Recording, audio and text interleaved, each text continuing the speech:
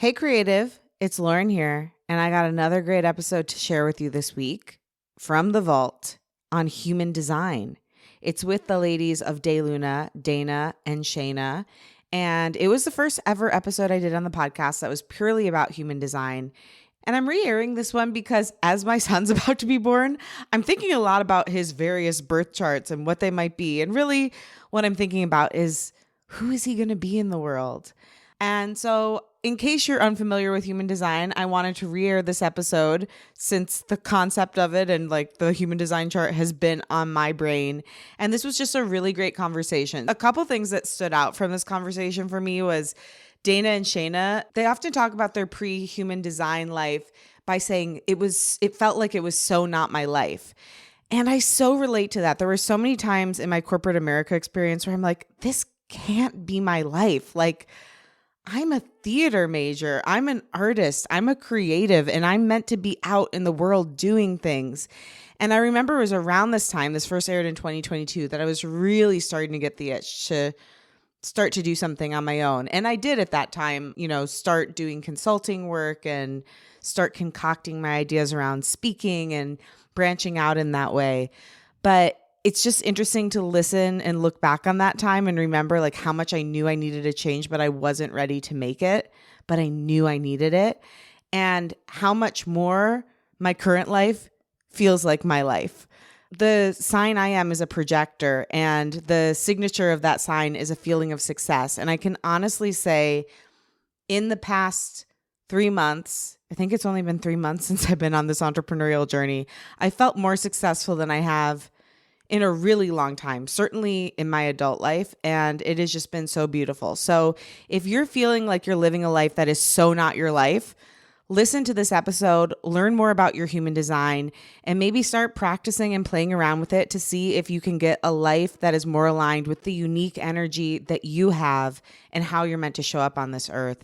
It's a really informative episode. They're amazing women, incredible business owners, and I know you're going to love it. So check it out, look up your human design chart, and follow along. Enjoy this episode with DayLuna.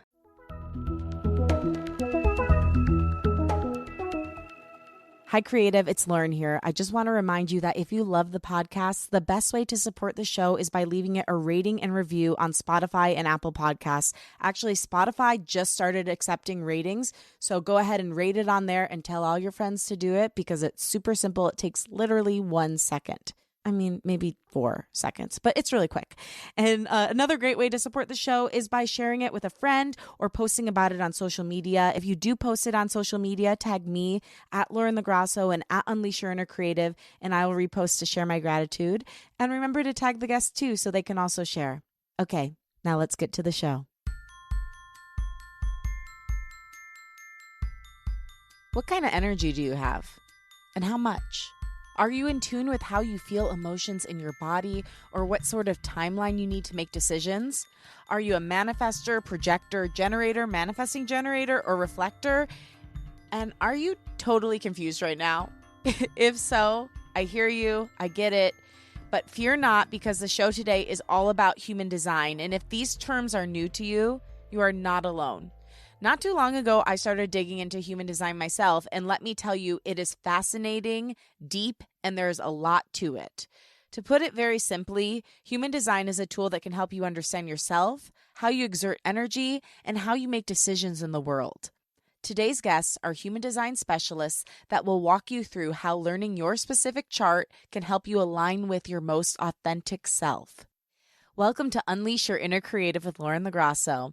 I'm Lauren LaGrasso. I'm an award-winning podcast host and producer, singer-songwriter, public speaker, actor, and creative coach.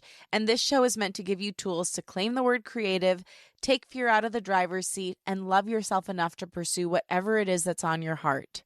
On the show, we explore the creative process and journey, mental health, self-development, spirituality, and everything it means to be a human and become more human. Today's guests are perfect for that. They are human design specialists, Shayna Cornelius and Dana Stiles. They're the co-creators of DayLuna, a brand and podcast that spreads their mission to empower people towards self-love, personal freedom, and radical authenticity. So delicious. Their wildly successful podcast, the DayLuna Podcast, has generated over 850,000 downloads worldwide and is one of my personal favorites to listen to. I've been a big fan of them and the show for years now. If you've never heard of Human Design, it's a system based on your exact time, date, and place of birth. It brings together astrology, the Kabbalah, Myers-Briggs, biochemistry, genetics, and the chakra system all in one to create your personal body graph. When used correctly, it can help you live your most authentic and successful life. But it's complicated to understand on your own, so that is why I wanted Shayna and Dana on the pod to clear up some questions I had after doing my own research. You're going to learn the basics of human design, the 5 different energy types, the best way for you to communicate and make decisions, how to navigate your life in alignment with your purpose, and even the ideal work hours for your energy type. Also, if you've never looked up your chart, I urge you to do it before listening to this episode so that you can identify with your specific energy type as it's explained. It only takes a minute, and it will make this episode so much more fun to listen to and more interesting for you. So just go to daylunalife.com and click on the Human Design tab to get started. Also, may I recommend that you look up some of the most important people in your life, say your lover or your best friend, your mom and dad. It makes it more interesting too to listen to their different energy types and yours and kind of compare the two. So, after much ado, let's get started. Here they are, DayLuna's, Shayna Cornelius and Dana Stiles.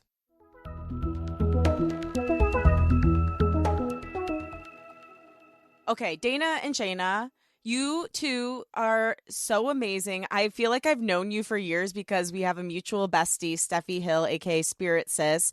I listen to your podcast. I'm a huge fan of what you do and just who you are as people from what I know, and I can't wait to get to know you more. So thank you so much for coming on Unleash Your Inner Creative. Thanks for having us. We're so excited to be here. We feel like we know you because of Spirit Sis, and we're just excited to kind of have this projector party because we're all 3 projectors, and to talk about human design and obviously what's really fascinating to us within the system. I think it'll be fun. I know it's going to be fun. So I guess we should start at the beginning. What is human design?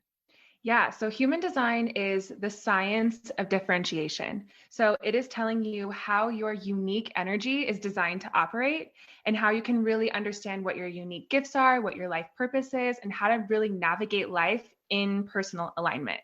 So it's using your birth time to calculate this chart. And human design is actually a synthesis of different ancient modalities, including Western astrology, the I Ching, the Kabbalah tree of life, and the chakra system. So these ancient wisdoms and sciences are coming together as one synthesis to really show you what the blueprint of your energy is and how you can really feel empowered to navigate life in authenticity and in alignment with your purpose. I mean, that sounds pretty awesome. Also, I love the spiritual buffet that it was created from. The interesting thing to me, too, is that you two met in music school, right? Yeah. So you're both these really creative musicians. And then I know at least one of you went into the corporate world for a while, and then you found your way to human design. So can you tell me, what was your journey of going from, knowing each other in this way where you're completely dedicated to the musician life, artist life, and then doing this different mode of creativity now with human design? What was your path like to finding this and then teaching it? So, like you said, we met in college and studied music and performing, and we kind of, felt out of place there and felt this kind of hustle culture, this trying to be what somebody else wants you to be, and somebody else gets to tell you if you're good enough or not. And it always just kind of sat wrong with us. But we finished school, and then we went both into more of the corporate world. And I was doing operations and running multiple businesses and working 9 to 5. And Dana was working actually with special needs, but in a very 9 to 5 setting. And it was very not our lives. It just wasn't our lives. And we kind of knew that during this time. We kind of felt like, okay, we're making good money and we're doing everything right. And my coworkers, they love what they're doing and they're fine and they're keeping up, but it just feels like something is missing. It feels like this isn't what I'm here to do. It's not who I am. Why can't I make this work? And of course, all the conditioning comes in with, I must just be lazy, or I must be picky, or I'm a problem. I need to fix myself. I need to be more like my coworkers because obviously they can handle it. So why can't I? What's wrong with me? And that kind of led us into deepening our spiritual journey, and kind of searching for modalities that would help us to have more self-awareness. And we came across human design. And of course, it just blew our minds. I mean, Yeah. We were both shocked that we had never heard of this system before, because the amazing thing about human design is that it's so specific, and it tells you, this is how your energy operates. This is what makes you specifically unique. This is what your specific life purpose is. These are your gifts to use every single day. And nothing out there really provided that much information. And when you have a human design reading, especially, it feels like this giant recognition of self, like coming home, and incredible liberation. Like you're finally free because you know who you are, and you don't have to try to be something you're not all the time. And so in human design, there's these two operating systems, your strategy and your authority. And it's kind of how you move through life and how you make decisions, how you interact with people, and how you can really make decisions that are energetically correct for you. And so we really leaned into our strategy and authority, and we set a time frame. Okay, for 1 month, we're going to do this every single day and just see what happens. And experimenting with it really led us to creating DayLuna, our business, and quitting our corporate jobs, and really just taking that leap of faith to start our own thing. And honestly, everything's been led from that place, from using our human designs.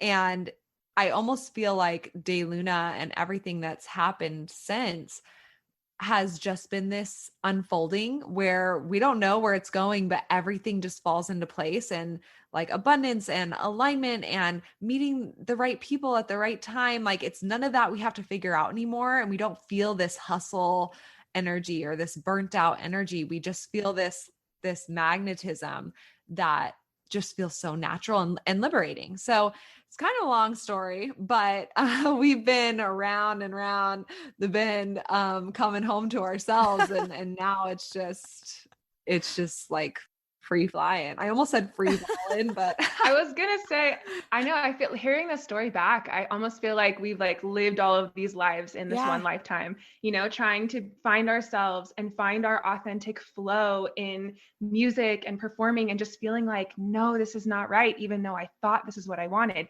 And then being like, okay, I'm going to get a real job in quotes and make money, and trying to find ourselves in that and being like, no, this is not it either. And then having this third kind of journey together where it's just that feeling of like, this is it. This is what I was looking for. So it's just been so surprising to both of us that we've been on all of these iterations of our journey together.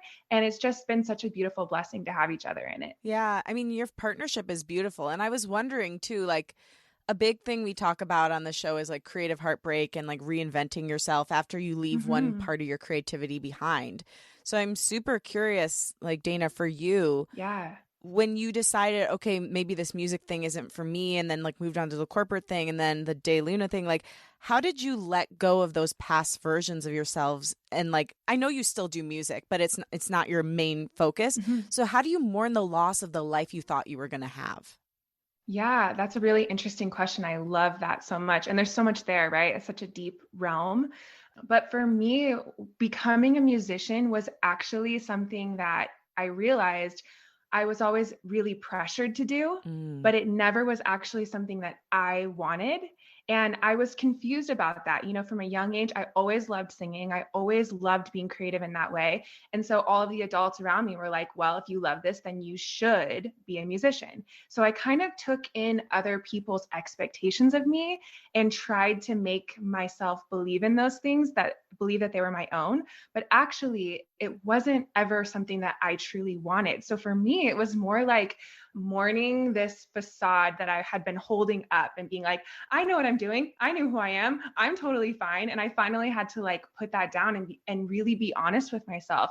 Is this what I really love? Do I feel real when I'm here doing this? Or do I feel like I'm kind of putting on a show in some way? So for me, it was kind of just putting down that facade that I was holding and really looking internally, like closing out what other people's expectations or reactions were to me, but really going into my own heart and saying, is this something that I really love or not? So for me, it was really like an internal process. And a lot of people externally were really confused. And I felt like I had to explain myself to them or, so I really just gave myself a break from that and allowed myself to go on my own journey. And in time, time really was the thing that made everything feel so much more natural and flowing. And the people around me were really able to kind of embrace that evolution that I was going on. Yeah. And I just want to add on to that because I think it's such a great question. I feel like there's two different things that can happen. One can feel like, okay, this is impossible to live this way. Like, yeah, that sounds nice, but who actually gets to be this new way once you hear about your design? And then for me, it was this feeling of almost like a puzzle piece that just doesn't fit. And your whole life, you're trying to like force it into a spot you think it's going to go in, but it's just not quite right. And finding human design, it was almost like this puzzle piece that just like, oh, that's the place. That's where it goes. And this settling, this kind of just ease feeling. But I think that if you feel this kind of grieving of self, a lot of that can come from your open centers actually, and where you're taking in conditioning, because we have a lot of conditioning around proving ourselves and we don't necessarily realize it. And so we can have this tendency to say, well, I said I was going to be a musician and I love music, or I said I was going to be a doctor and I love working with people in this way. So I need to prove to myself that I can keep my word. And I need to prove to myself that I know who I am, or that I'm good enough, or that I'm whatever. And it might be that you're proving it to your friends and family, or it might be that you're trying to prove it to yourself and you don't even realize it. So really taking a step and saying, okay, I have nothing to prove, not to myself, not to anyone. I don't owe anyone anything at all.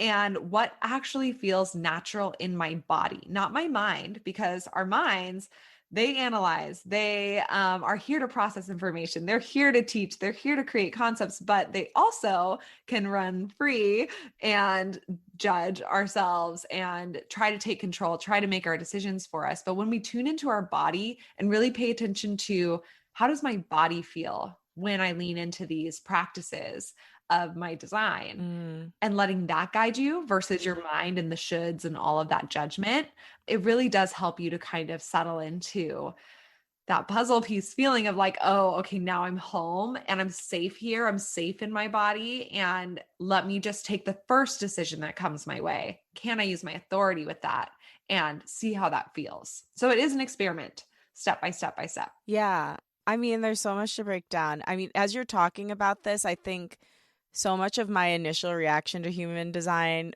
which was, I would call it slightly violent, slightly like, I think because I've tried so hard to control my whole life, I've worked so hard. When I hear you guys say 4 hours a day of work or 3 or 4 hours, there was a period in my career when I was working 18-hour days. Whoa. So I've really tried to strong arm and muscle my way through life by working hard and doing as much as I possibly could. And so it's like a letting go of maybe I don't have to do that and there could be another way. But I think maybe a part of me feels like then was all that wasted, I don't know, but we're going to get into that. We'll go through my psychology and why I'm struggling so much. But I want to share with the listeners the different design types. So there's different energy designs, as we've referenced a few times. We're projectors, but there's 5 different types, right? Yeah, that's right. So there's 5 different energy types. And every person is one of these 5. And these different energy types really describe the way that your aura or your energetic body functions. So the first type is manifestors. And these are one of the more rare types. Less than 10% of the population are manifestors. And manifestors are people who are really here to initiate. Their aura is designed to impact people, to inspire people, to be a catalyst for change in the lives of other people. And manifestors are, when they're in alignment, they're really designed to feel peaceful. Even though they're inspiring people and innovating and impacting, they really feel this kind of inner peace when they're in alignment. And when they're out of alignment, they can feel anger, like feeling like other people are trying to control them, or, taking away their freedom, or not letting them creatively start whatever it is that they're wanting to. So freedom is a huge theme in the life of manifestors. And the strategy that they're here to apply to their life to really help them find ease is called informing. So when they really open their mouth up and let people in, fill people in on what they're doing, keep people in the loop, that is when they actually have the most ease. And when they don't do that, they can feel really unpredictable because they're so impactful. They're always creating new things. They're always doing new things. So people in their life can really feel kind of shocked or surprised by the things that they're doing when they don't inform them and keep them in the loop. So informing is going to be the thing that really helps them find personal alignment and find that signature theme of peace. Could I ask a question about that real quick? Yeah. So I was in a 7-year relationship with a manifestor. I didn't realize he was a manifestor till we broke up. Ooh, wow. Yeah. But and he's doing great things now. I'm proud of him, really changed his life around. But during that time, he didn't really do that much. He wasn't really informing that much. He was kind of living small. Mm-hmm. Is that a thing that can happen with manifestors where they kind of bunker down and don't do anything? Absolutely. So manifestors have a very powerful energy, and they really are able to manifest things into creation, right? But they feel that they have this bigness, and bigness can really rock the boat, right? So a lot of times they feel like they don't want that resistance. So instead, they're just going to play small. They're going to dim their light to fit in. They're not going to share what they're thinking or what they're doing or what they're wanting to create because it might cause friction, or it might cause, some type of pushback. But actually, when manifestors do play big, that is when they really come into their power. When they do open themselves up to inform, which it actually feels very, very unnatural for manifestors to inform. It's like the last thing on planet Earth they want to do is let people know how they're feeling and what they're thinking and what they're wanting to do next. Manifestors do not like informing. But when they do, it totally changes their life, right? It lets people get on board with what they're doing and want to support them. And they really end up unleashing their power. So manifestors they're one of the types that when they first hear about it, a part of it really resonates with them. They know that no matter what they do, every room they walk into, naturally they impact people. But it can feel tricky because their signature theme is peace. So they're really chill people. They just want to do their thing. They just want to have freedom. They don't want to be controlled by other people. They want to work on what they want. They want to just live their life. And actually by doing that, that's when they end up inspiring people the most and being the biggest catalyst of change. Amazing. That makes total sense. Yeah. And it lines up for another person in my life who's one of my besties, who's a manifestor, and same kind of thing. Yeah. And manifestors and projectors can have a really special dynamic because the manifestor is someone who's here to initiate, and the projector is someone who's here to be initiated, right? To be invited into things. So that interplay can be really beautiful. And projectors are people who, we're kind of skipping forward here, but projectors are people who are these natural psychologists. They're always wanting to understand people. They're always really wanting to see people. So when a manifestor really feels like a projector sees them and gets them, they feel so liberated by that. Yeah, definitely. That resonates. I mean, this wasn't the most healthy dynamic, but he would always say you were my teacher. You were my teacher. Yeah. Which is interesting because I know projectors are natural teachers, right? Yes, absolutely. Yeah. And I bet that recognition felt amazing. It did. Because there's nothing quite like a manifestor recognizing something within a projector. It just feels Like it initiates a whole new, like, hey, am I a teacher? Like, I guess I am. And I didn't notice that before. And like, wow, I just feel so good. So I love it that that's like something that first came to mind for you.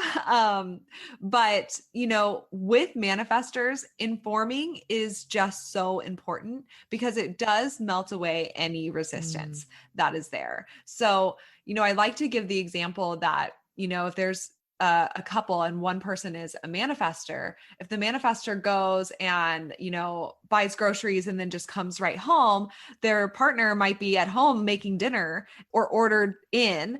And there can be this resistance like, well, you didn't tell me that you were going to the grocery store and I just ordered us food and like, I just didn't know. And the manifestor feels like, I just went to the grocery store. I don't have to tell you everything that I'm doing. Like, it's no big deal. It's just a grocery store. And the other person feels left out. They feel like, well, now you're mad at me because I ordered us food or whatever. There's like this resistance that happens. And whereas if a manifestor said, hey, I'm going to go to the grocery store on my way home, the other person would be like, oh, cool, great, on board.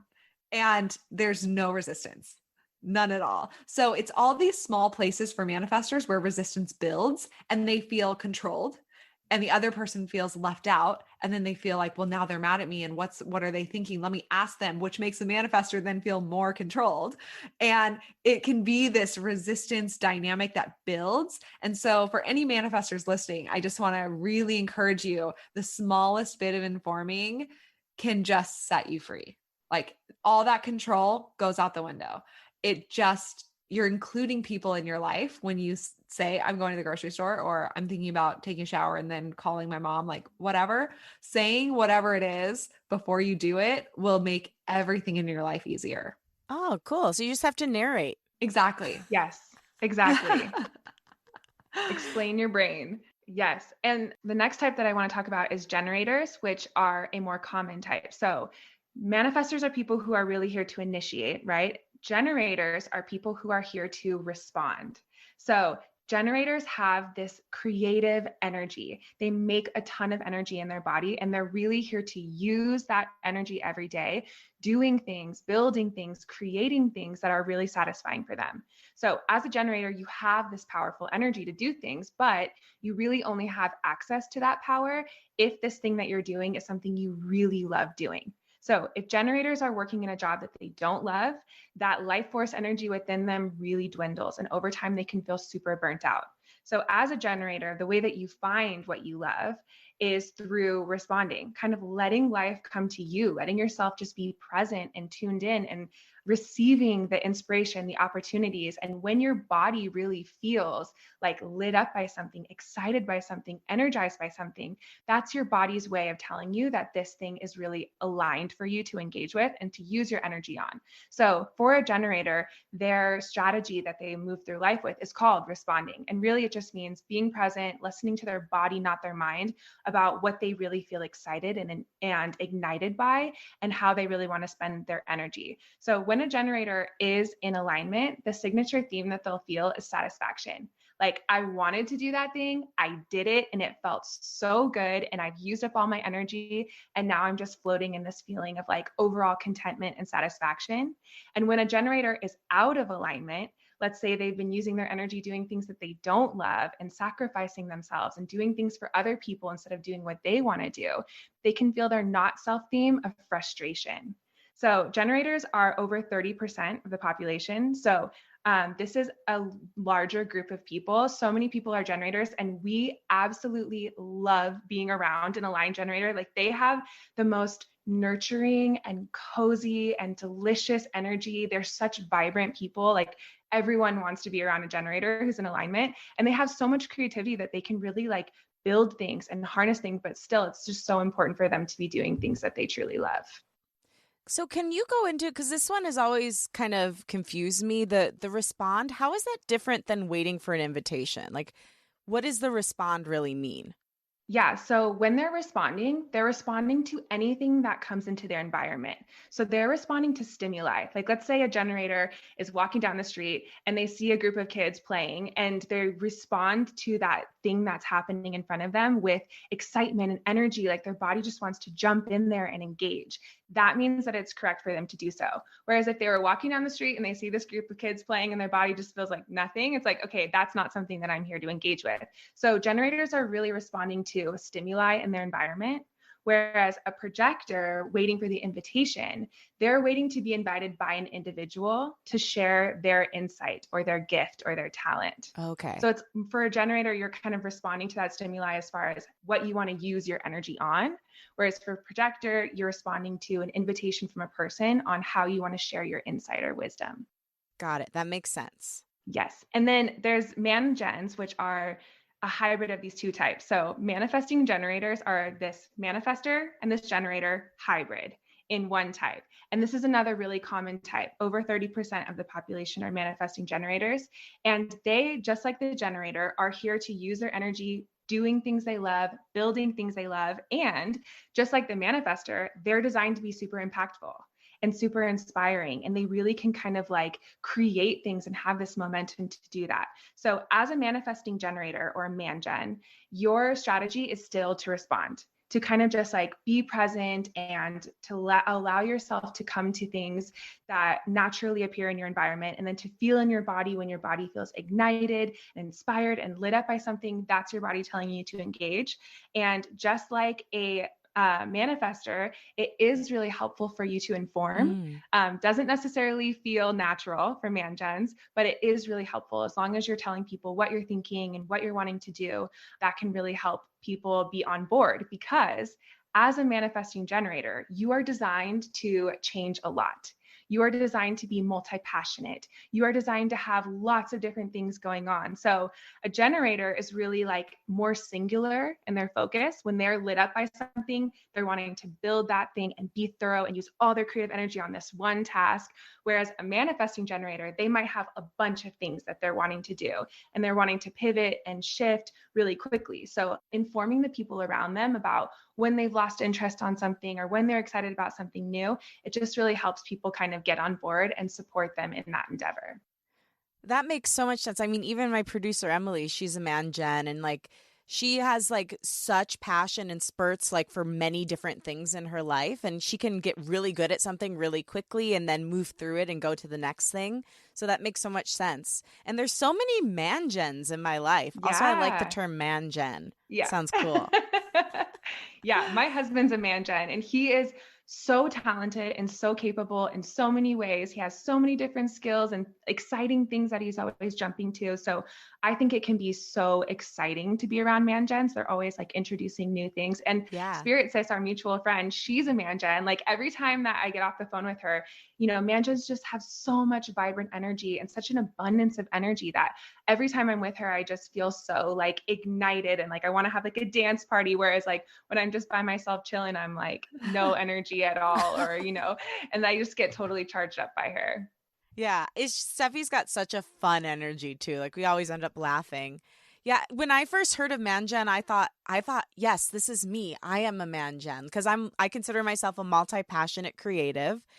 But no, I found out I was a projector, which I want to hear about now. Tell me about the projectors. Absolutely. So as a projector, you're one of the more rare types. And Shayna and I and you, Lauren, we're all projectors. It feels so good to be in this conversation together. And projectors are individuals who are here to guide. They are people who have this special aura that allows them to see into the other. And so they're always kind of looking at things in a different way than other people. They're really able to look into systems and see things in a different way than other people. So projectors are designed to be able to guide the energy use of those around them to make things more authentic and more efficient. So projectors are what's called non-energy beings. And we do not create on our own this powerful energy to do and to create and to initiate. We really are instead designed to see into the people who have that energy.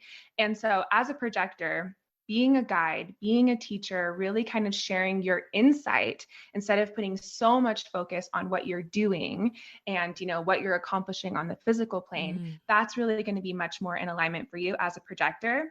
But since projectors are so efficient, right, they are people who really make incredible managers or business owners, right? They're people who can see into these systems and can really make them their best.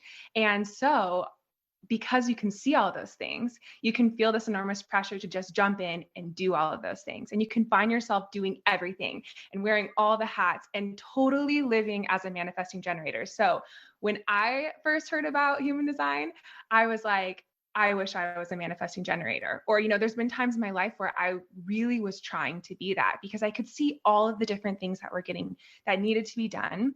And I felt excited to jump in and do them. But then I would find, over the weeks or over the months, just totally burnt out, totally exhausted and thinking like, what is wrong with me? Why can't I keep up? So as a projector, being this non-energy being, you're really designed to only work or expend energy for about 2 to 4 hours a day.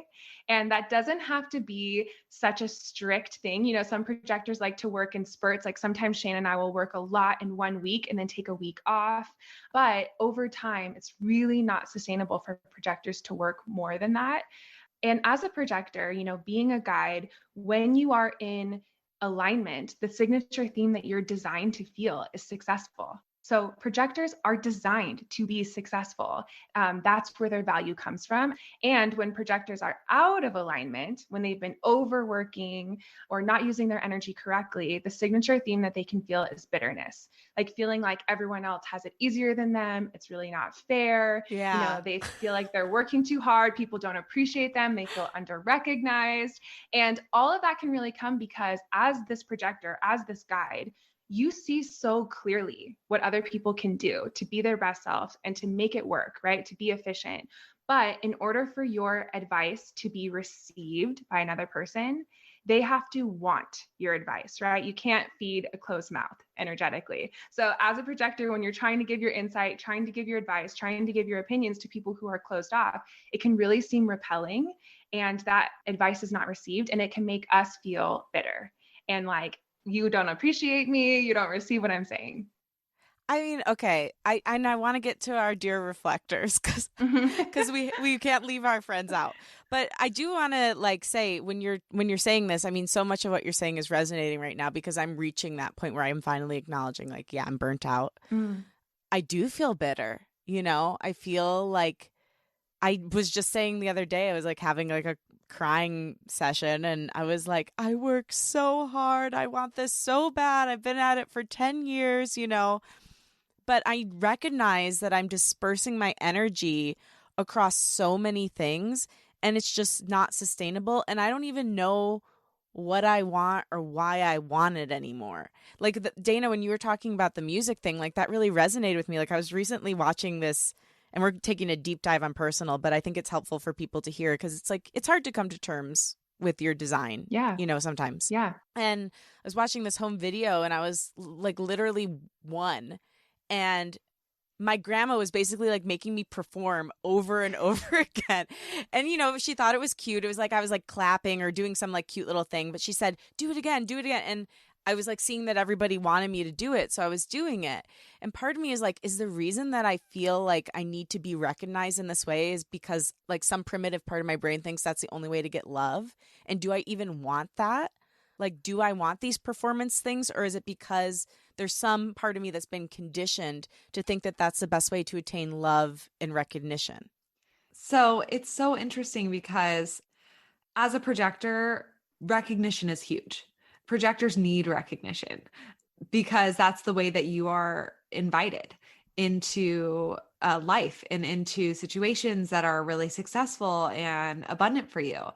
You have to be recognized for your gifts, for your talents, for your insight, and then invited. And it doesn't have to be a verbal invitation. It can be an energetic invitation where you just feel like there's a place for that thing to land, right?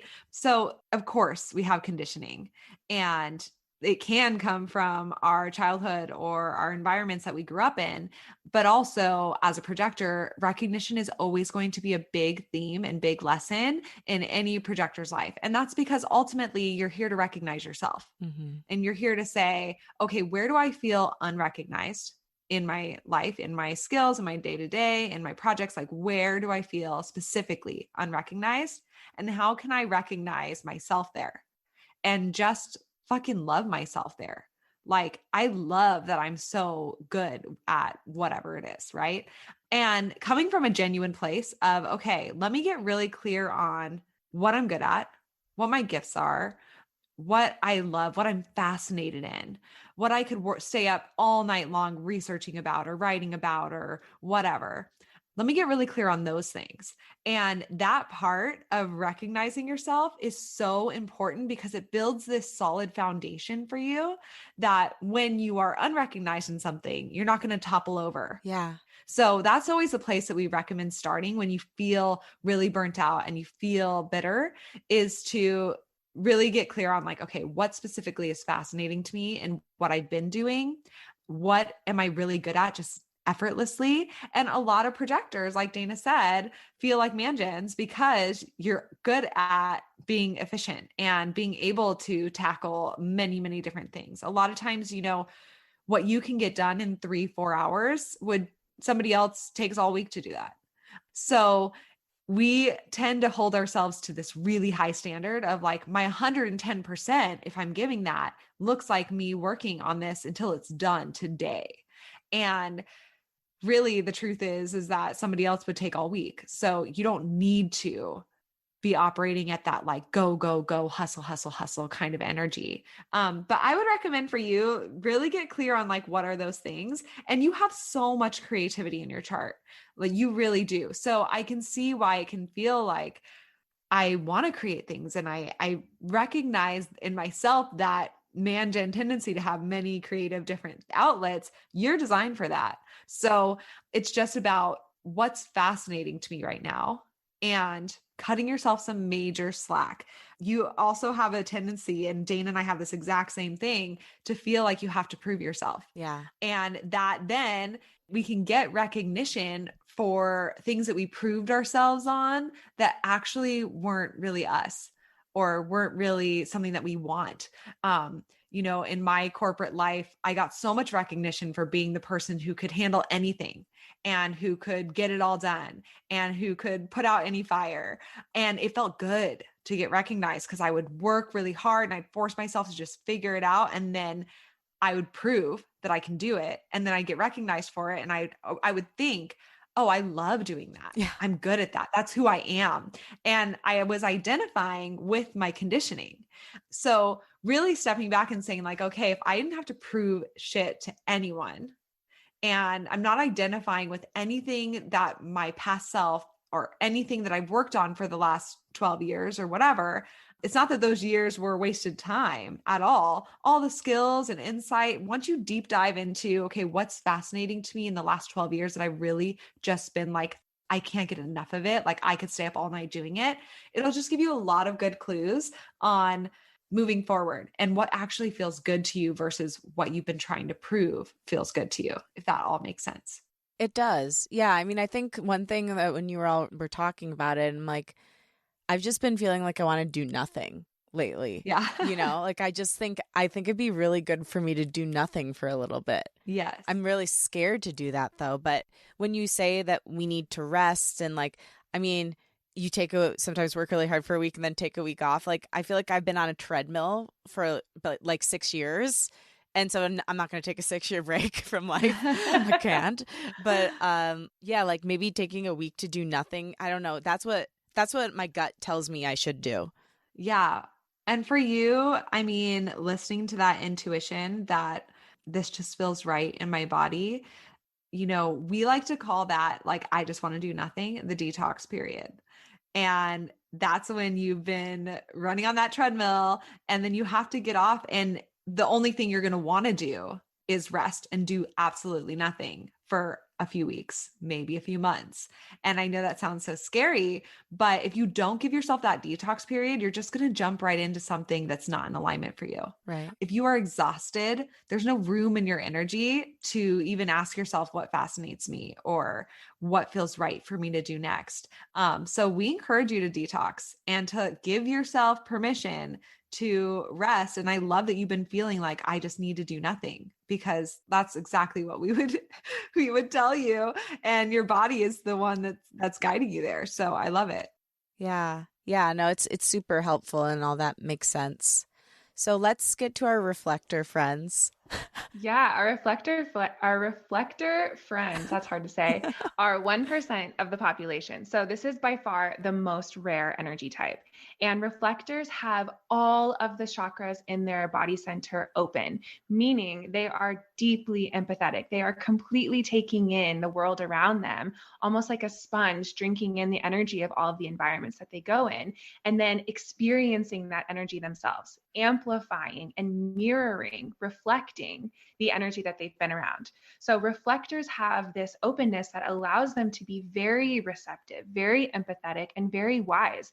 And they can really have discernment to feel who around them is authentic and healthy and thriving, and who is in some way inauthentic or struggling or something's off with them. So reflectors really can act as these gauges. They can gauge the overall health and well-being of a group of people or an environment or a person that they're around. So they really have this kind of wisdom and the sensitivity that can be so powerful. With reflectors being only 1% of the population, they are just so rare, right? So special. And they really operate completely different than 99% of the rest of the world.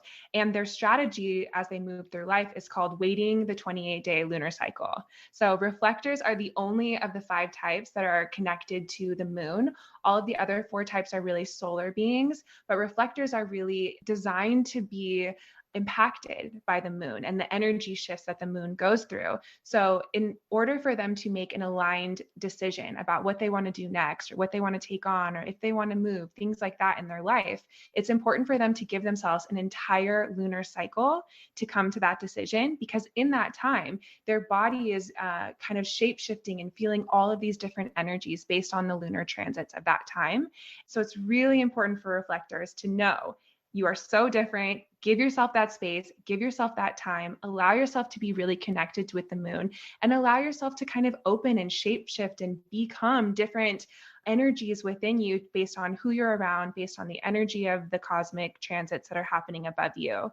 And reflectors, when they are aligned, their signature theme is surprise.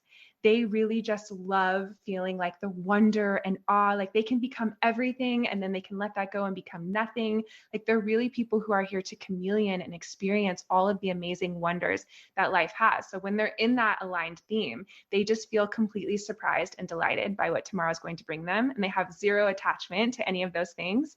But when they are out of alignment, they can really feel disappointed. Like they identified with something that they felt and they thought it was them and they held on to it. And then when that thing kind of fell through, they can really feel like they don't know who they are, or they feel disappointed with how things turned out in general. Yeah. And I know only one reflector because I don't know everybody's human design, obviously, and it's so rare too. Yeah. But I know she struggles with it a bit, because when you first hear that, it can sound a bit unempowering, like you have no filled centers and you're just reflecting everybody all the time. So what's the empowerment in being a reflector? Like, where's the power in that? Yeah. So reflectors really can do anything they want. They can be CEOs, they can start their own businesses, they can be managing projects, like sky's the limits. They can be a fucking guru, right? They can literally do anything. So it's really understanding that nothing in human design is meant to put you in a box ever, especially for a reflector, right? It's all about not identifying with things and saying, okay, well, then if I'm everything and I'm nothing, then like I can't do anything. That's this really disempowering box, right? So the empowering side is where you are right now in your work life, in your family life, in your home life, like whatever, where you are, how are you feeling? How do you feel at work? Do you feel healthy? Do you feel sick? Do you feel heavy? Do you feel excited? Like every day is different. Are you able to gauge the temperature of your home life, your family life, your work life, to really say like, oh, you know what? This work environment, my coworkers, like this is really working for us. Like this is a healthy, whatever we're doing here, it's really good. And I like it. I like who I am when I am here. That's always a signpost. Like that's a great place for you to be using your energy and providing some insight on this is, serving this team or this isn't. Being in a position where you get to share your insight is important. And in your home life, if you're feeling in your environment that you feel sick or you feel just off. It's always just a signpost. Your body is going to be the gauge, right? It's going to be telling you when things are working and when they're not for you or for the people that are in that environment, et cetera. So start there. And then if you're, your body's telling you, oh, actually, I feel like shit when I'm here, or I don't get to share my insight and I want to change, then it's about, okay, I know I want to change. So let me give myself a month, that lunar cycle, to see what that change might be. And in that time, you're really looking for this kind of childlike wonder, this surprise, this delight with life. Like life is just so yummy, that feeling. And when you feel that, it's like, okay, this is going to be a place that's going to involve me. I don't want to say invite because that gets tricky with projectors, right? But involve me or give me an opportunity. And those kind of things will pop up. And then, of course, it's using that lunar cycle to coming to this just knowing in your body of, okay, it's been 28 days and I just know. And we've met with so many reflectors who have said, I didn't have clarity around moving or marrying this person or whatever. So I was giving myself that time. And, one day I would feel like, yes, hell yes, I want this. And the next day I would feel like, doesn't sound great. And the next day I would feel like it just feels right. And they would shift through all these different things. And they didn't have clarity until literally the 28th day. They woke up with just like this knowing, like, I just know, like in the core of my body, just this truth of like, this is what I'm going to do. And that sounds crazy, but it really is experimenting with it. And you prove it to yourself that this is something that really just is me. Like it just works for me. And that can be said of all the types with all the different authorities. It is experimenting with it and seeing how right it feels in your body. So would you quickly just go through what the different types of authorities are? Yeah. So there's 8 different authorities. Sacral authority is one of the more common ones. And that's all about trusting your gut and making decisions right in the moment and feeling like this is either a hell yes or a hell no for me. And anything in between is no for now. And a lot of times people with sacral authority can feel that really clearly with food. They can feel like, ooh, yeah, hell yes, I want that. Or, ugh, no, that sounds disgusting, right? So checking in there, if you're feeling like it's hard to use, trust your gut with like a big decision, like, do I want to sell my house or do I want to invest in this new program? Start with the small things. And then with the big things, it really is getting out of your mind, getting down into your body and feeling like, do I want this? Do I want to devour this thing? Like that hell yes feeling or that hell no feeling? Anything that's in between, we talk ourselves into. And that's really tricky because it feels like, I could, whatever, like I could go either way. It's not bad or good. And then we get in our minds like, well, it would be a good opportunity and maybe I should, or it would help this person. And it's really important to say no for now to those things. So that's sacral authority. And I'm going to kind of go through these quickly because there's so many, but the next one would be emotional authority. And that's also one of the more popular ones, popular, like they get to choose, whatever, common People ones. love emotional authority. Yeah. Let me tell you, lining around the door for it. Yeah.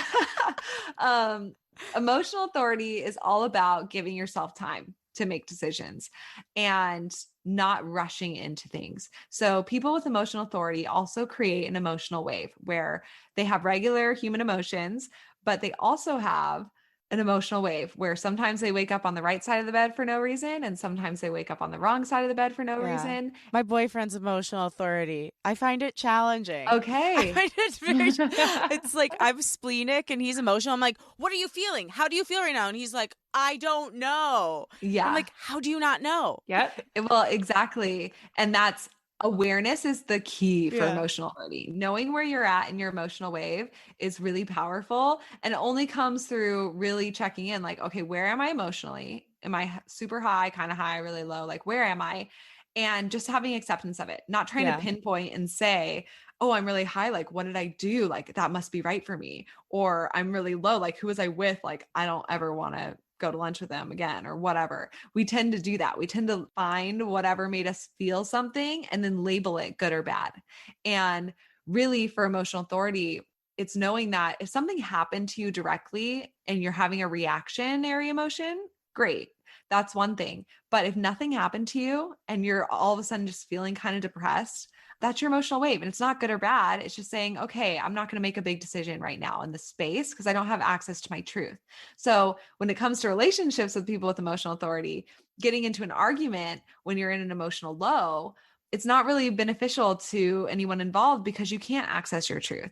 And forcing yourself to like try to figure it all out right then, it's not going to help because maybe a day or two goes by and you're like, oh, I didn't mean what I said. And that's not actually how I feel. So when it comes to making decisions, big decisions, I should say, with emotional authority, give yourself 24 hours to a week to ride out that emotional wave. And what you're looking for is, okay, now I'm emotionally neutral. Like I've given myself time and I know now I'm neutral.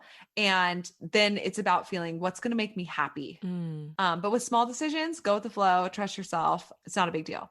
And then with splenic authority, like you have, this is all about trusting yourself. This is, you have a consistent intuition and instincts about things. And it can be quiet. It's not as out there as sacral authority is. That's like, ooh, hell yes, I know. Splenic authority is more subtle. It's really what you're asking yourself is, does this feel right? And tuning into your body, the little signals of like this, I don't know why it just feels right. Or I don't know why it just feels wrong. Trusting your intuition, your instincts about things and not getting into your mind of, well, why? Am I sure? All of that, it pulls you out of your body and into your mind. But the great thing with splenic authority, just like sacral, is you can make decisions in the moment. Like, do I want to rent this space? And it's like, you go there and you just feel like it just feels right. Trust yourself. You can do it. You don't need a week. Right. And then there is G center authority, which is what I have. And this is why I never shut the fuck up. And this is all about talking to hear your truth. So for G center authority, I can't access my truth unless I hear myself speak it out loud and make it something that I can understand. So only through speaking, I can hear, okay, this is actually what I want to do or not. Having a sounding board, if you have G center authority, somebody that you can talk to and bounce things off of, and they can reflect back, you sounded really into this, or you didn't sound into this, whatever. That's really helpful because a lot of times I can say something like, yeah, that sounds really good versus, yeah, that sounds really good. Right. Yeah. But I am saying, yeah, it sounds good. But my voice is really saying, I don't want to do that. So having somebody to reflect back and say, you didn't sound that into it can be really helpful. So G center is all about speaking. So is ego manifested authority. So this is for manifestors that have only their ego and throat center defined, maybe their head and ajna. And this is all about saying immediately out loud, like blurting out your truth. So like, do you want to hire this person? And the first thing that comes out is your truth, and not editing your voice, really important. A lot of times manifestors feel like they have to edit their voice because maybe they'll be rude or mean or have friction. So informing is extra huge for you. Then there's ego projected authority. And this is for projectors with ego authority. And this is all about asking yourself, what's in it for me? And being, I put in quotes, enlightenedly selfish, really saying, okay, what am I going to get out of this? Is this going to benefit me? And we're really conditioned that that's bad, that those are bad questions to ask yourself, and that you should always be considering how it's going to benefit other people. But for ego projectors, if it's going to benefit you personally, it's going to benefit everyone involved, because you'll be committing your energy to something that's really going to work out versus doing something for other people. It's going to pull you really far out of alignment, even more so than a regular projector. And then mental and / environmental authority is once again for projectors. And this is all about using your mind actually and your environment to make decisions. So really letting yourself weigh out all the pros and cons and analyze everything, and then setting that down and going and being in environments that you love and feeling in your body, maybe it's the coffee shop, maybe it's a park, maybe it's your friend's house, your backyard, wherever. Go bounce around from a few environments that you love. And you're looking for that same feeling as reflectors of, this just feels right. in my body. So you are using your mind for the first half, but then you're using your body for the second half. And it's really Combo platter. both. Yep. And then there's the reflectors, which is the lunar authority, which I kind of already covered. So that was a ton of information. That's so much information. I feel like people, okay, by the way, for anyone who's like, whoa, I'm absorbing so much right now, their podcast, the DayLuna, it's called Dayluna Human Design Podcast, right? Yes. It is so incredible. I listen to it all the time. It's one of my favorites. It's also got a really lovely, peaceful design that makes me feel calm. So I like looking at your podcast art. I tried to dress actually today to reflect your podcast art. I was loving your outfit this whole time, and now I know why. So beautiful. It's the dress version of your podcast art, but it's you've got so much. So if any of this is interesting to you, or you want to do a deep dive, they do full episodes about all the things that we're truncating into like 5-10 minutes. Yeah. So I highly recommend you go over there, check out their Instagram page. You have all kinds of video courses on your website. I mean, you're a wealth of knowledge. I do know you've got my chart, and since I am a little lost right now, like I know we said I should rest. Is there anything else that you think I should know about like coming home to myself from what you see in front of you? Yeah. So the first things that really stand out in your chart is that you're incredibly capable. You could do anything. So it's really important for you, especially to get clear on what do you actually want to do. It's not ever a question of can you do it? It's what is actually fascinating to you. What do you actually love?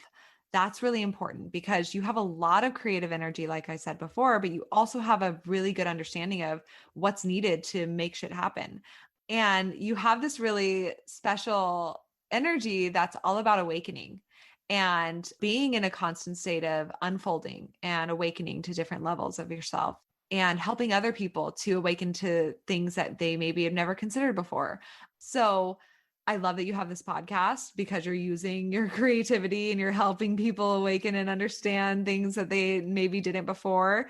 You're using a lot of those gifts, but you also have this energy that's very past, present, future, where you can see, okay, what have we been doing? What's working? What's not? What are people needing? What have I heard people saying?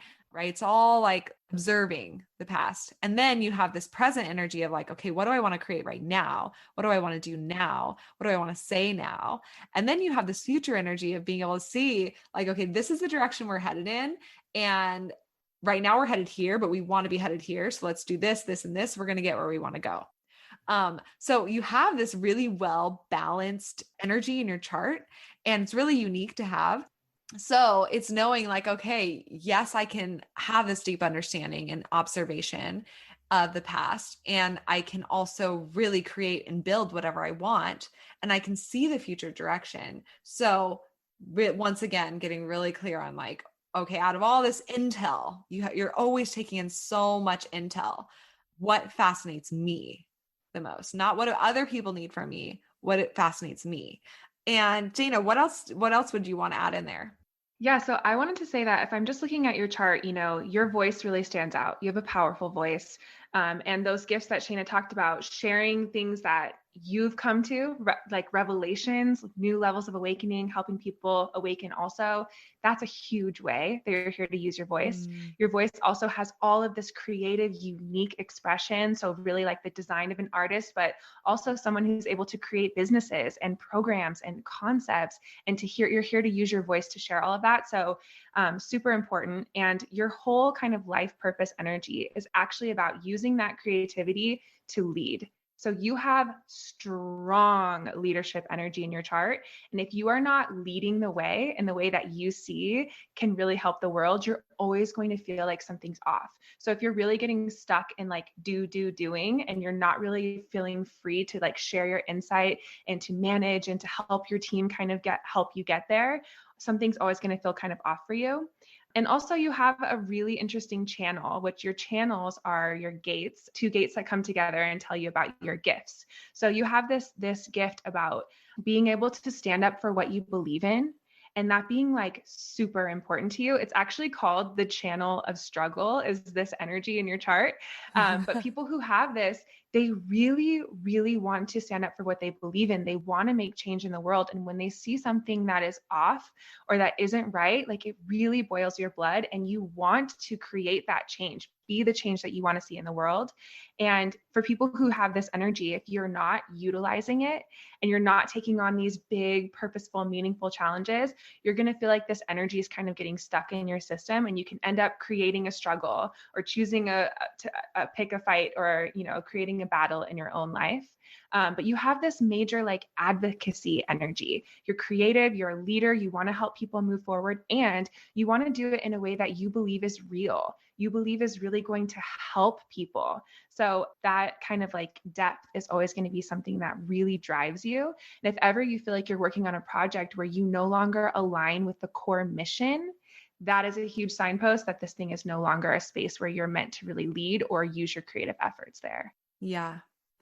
And I just want to add on to that. When we think of advocacy, we think of like, okay, I need to go volunteer and I need to go like, you know, lead a march and really make this change. And really what this energy is getting clear on what is your mission in all your projects, in all your creations. And once you have clarity on that, you're going to stop creating struggle in your own life. Yeah. So that's always a great place to start. No, this all resonates. And it's interesting you said the thing about the voice, because what I've been saying is I don't think that like I have all these things I want to do and it's like a mistake. What I think I'm supposed to do is find a way to bring it all under one roof and make it one thing instead of dispersing my energy over 15 things. And I think it's something to do with speaking. I keep seeing myself like doing public speaking, but then I'm talking myself out of it like, oh, well, you know, like, what are you going to share that hasn't already been said? You know, and I know that that's not true, but that's what my brain is doing. So getting that affirmation from you, and I feel very strongly like the advocacy I feel is I want people to know that they matter and that their voices matter through using my voice. Yes. So beautiful. And you are doing that. You're doing that. Your energy, I can feel that all within your energy. And, you know, with these qualities that we're talking about in your chart, it's really interesting because once you start celebrating them and really seeing like that mission that you have is so beautiful, it is your gift to the world. Your gift is not showing up and physically helping people and doing things for them and making their dreams happen. Your gift is being a beacon of that energy and using your voice, sharing your insight, right? Instead of always having to kind of like show up and create in a physical way opportunities for that to happen, like transferring over into more of just like sharing what you see is always going to be like the most empowering and liberating change as a projector. Yeah, that feels really right.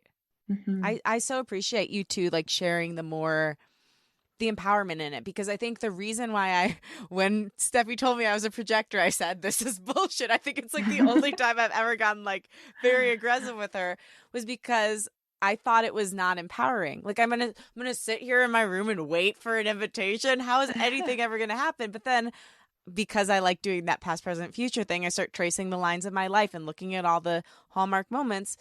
I have to admit they were all invitations. They were. I just started saying, I want to do this thing. And then it kind of fell into my lap. And then I worked really hard, but it did fall into my lap initially. And I think too, so you had said when you first found this, you just tried it for a month. Is that a good way to start? And can we only do like, maybe it sounds really overwhelming to think, okay, I have to do my strategy and authority. Like, could we try one first and then start piling more on? Like, what's a way to start dipping your toe into your design? Yeah. So deciding to commit to your design for a month is a great way to start. Even a week is a great way to start. And saying, okay, let me look at my chart, right? Get your birth information and see what my strategy and authority is. So look at your type. That will automatically tell you your strategy and then your authority. And you can either listen to, you know, this podcast has little tidbits, or you can listen to our podcast. And then just say, okay, for 1 week, I'm going to really start optimizing my energy with my strategy, and any small, medium decision that comes up, I'm going to use my authority. And if a big decision comes up in this week or in this month, if I can use my authority, great. But of course, it's not about being perfect. And if you don't want to use your authority on it, that's okay. But I would say the best place to dip your toes in is with your strategy and authority, which they go hand in hand. And I don't think that we realize how many small and medium decisions we have throughout our day, especially small ones for manifesting generators and generators of, should I take this exit, or should I pick up food on my way home, or should I call this person? All these small little things. Listening to that sacral authority or that emotional authority, like, you know what, let me not call them right away. Let me feel if this is kind of important to me, like, will it make me happy to call them? Just little things like that, right?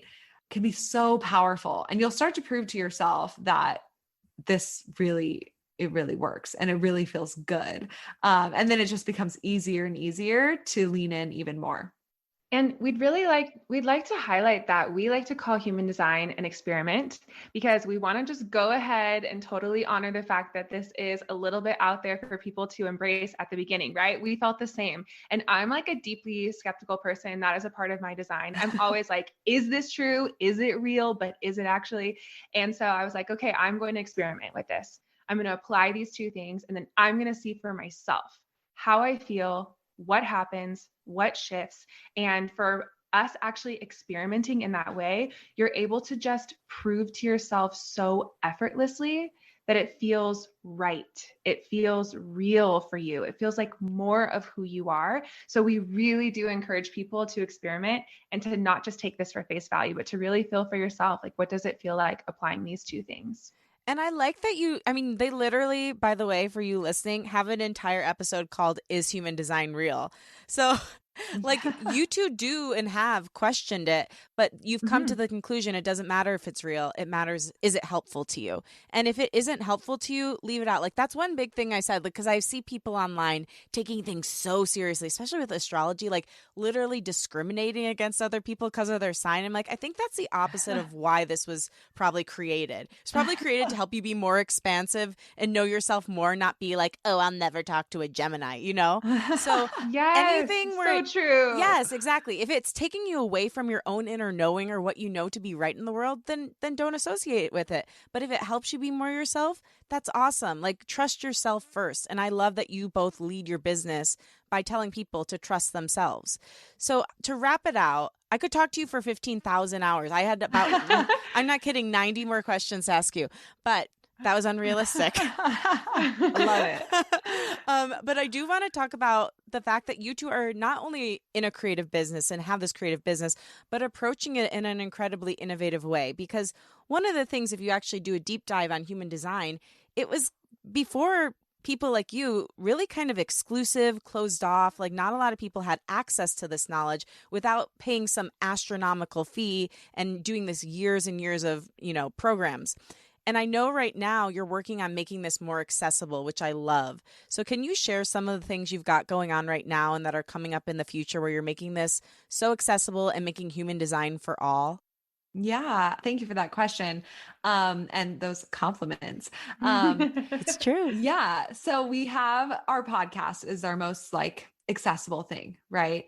Where you can learn as you want to, and it scratches the surface, but it also gives you a ton of information. Then we have our video courses, which can help you to kind of give yourself a reading where you can learn about your type and your daily practice and what that strategy really looks like for you. So it's called our type master classes. And then we have our channel videos. So once you're ready to say, okay, I want to know what my gifts are, you can look up your specific channels and hear all the information on those channels and how you can really lean into the highest expression of your gifts. And then we also now recently have our human design reader training, which is online. It's self-paced. It's over 30 hours, and it has so many exercises and deconditioning practices and meditations. And this is where you can learn everything for the system. If you want to read human design charts or weave it into your own coaching business or your own creative business in some way, human design allows you to personalize things in a way we've just never seen before. And the kind of one size fits all things are going out the door in this new paradigm. And it really is about, okay, but how does this help me? And how is this going to change my life? So there's billions of people on the planet, and we feel so passionate about sharing human designs. That way people can have this life-changing experience that we've had in their own unique way. So we just want to help spread the information and make it accessible to as many people as possible. I love that. I love that you're democratizing the information, because Emily and I, my producer, were even talking about, like, it's kind of hard to find this stuff online. Like, Yeah. outside of your podcast, your page, like if you just do a quick Google search, it tells you one sentence and it's like, indirect light. What does that mean? Like, I was saying to her, I'm like, am I supposed to sit in my closet and eat my food? Like, so there's so little understanding outside of like you two and people like you that I think you're inspiring, who are coming out and doing this work and making it more accessible. So I'm so grateful for the way you approach it too, because when you first read it, it can feel very intense and limiting. And what you've taught me through talking and through listening to your podcast is that it's actually meant to be expansive and whatever it means to you. Yes, absolutely. And everything has a highest expression, a lowest expression, an inward expression, an outward expression, and understanding what those are empowers you to figure out how you want to use this information. And if you have been operating the lowest expression, that doesn't mean, I think sometimes you can read something online that's just talking about the lowest expression. It's like, oh, people with gate of shock are going to whatever, or with the channel of struggle are going to always struggle. And that's not the case. That's just the lowest expression. And it's understanding, okay, what's the lowest, what's the highest? How do I use this information to be empowered to navigate to the highest expression? That's really important to us. Yeah. Now, something you talk about on the podcast a lot, you've mentioned it a few times, is we're entering this new paradigm, right? So just to close it out from both of you, is there a message that you're really getting for the collective as we go through this period of growth and reinvention? Like, what do you want to share with the listener?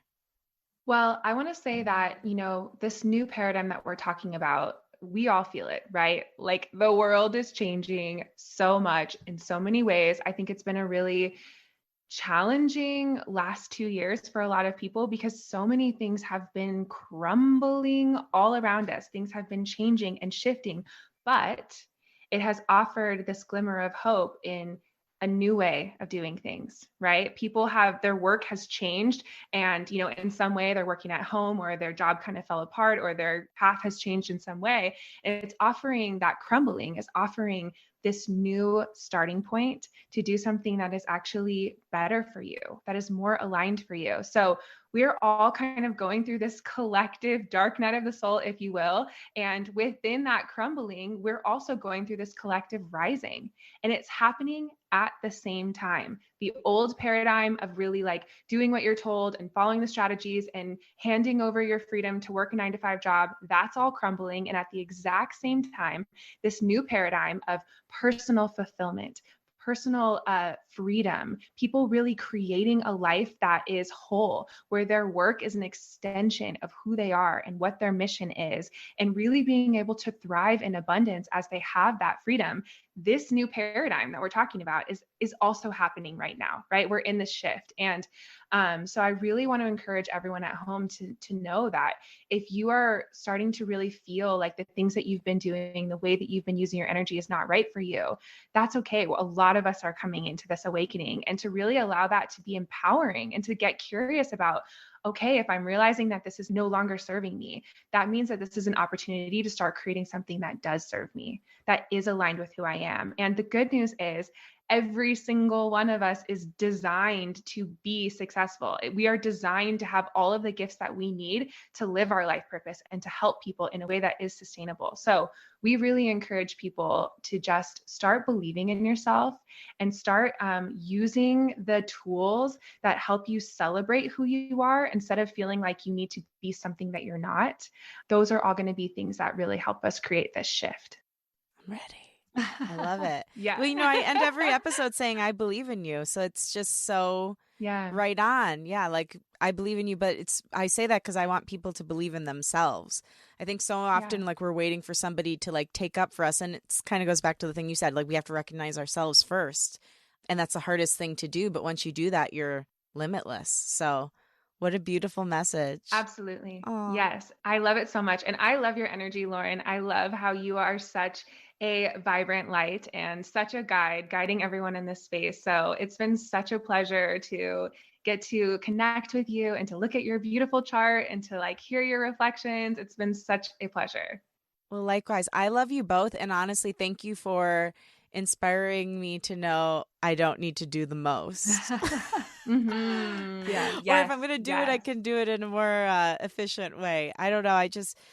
When you're talking about resting and like finding the power and, doing less, it just felt like you gave my heart a pillow. Like I've been running for so long and I just needed someone to tell me I could just like lay down, and I just really appreciate you both. I love what you do. You inspire me so much because you're just so strong out in the world, sharing your message, and created this business from scratch just a couple years ago. And it's already grown to this incredible level. So keep doing what you're doing. And I love both of your energies as well. And I'm very grateful.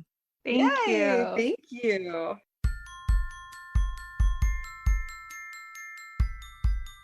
Thank you for listening, and thanks to my guests, Shayna Cornelius and Dana Stiles. For more info on DayLuna, follow at d.a.y.l.u.n.a